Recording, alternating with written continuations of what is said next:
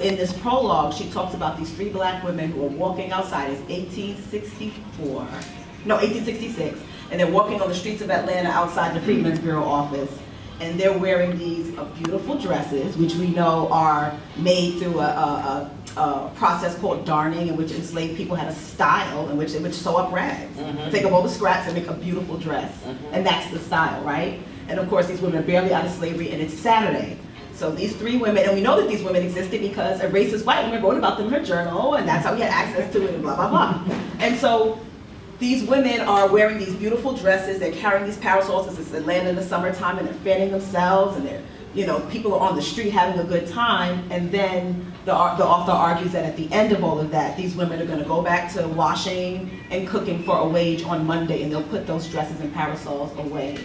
And so I think I connect that to what I want to do, what black girls and women to think about in terms of my work, is that you can think about your self-actualization expanded beyond just, well, the self-actualization piece is important, right? And so we think about the basic needs that we have that need to get met, but that the way you show up and expressing your culture through how you dress, expressing your personal personality, the leisure that these women had to even spend time together, which is part of that hierarchy of needs, I think is below self-actualization, but it's about building community and having a way of having yourself affirmed by having community with you.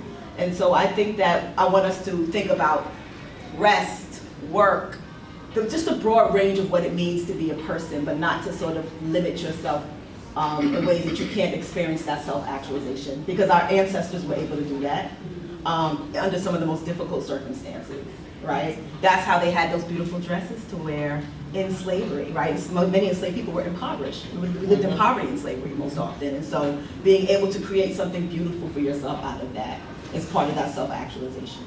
Oh, absolutely. I think about enslaved people who've been enslaved, you know, creating dolls for their children out of corn husks, and it's crazy because, you know, just talking to my own older relatives who did not necessarily grow, they might have grown up with a relative who had, you know, way back had been enslaved, and they're one or two generations out.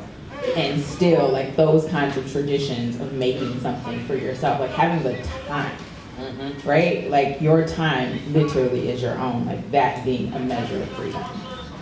Something you can use for yourself and be creative in that. And be creative, exactly. Absolutely. Thank you.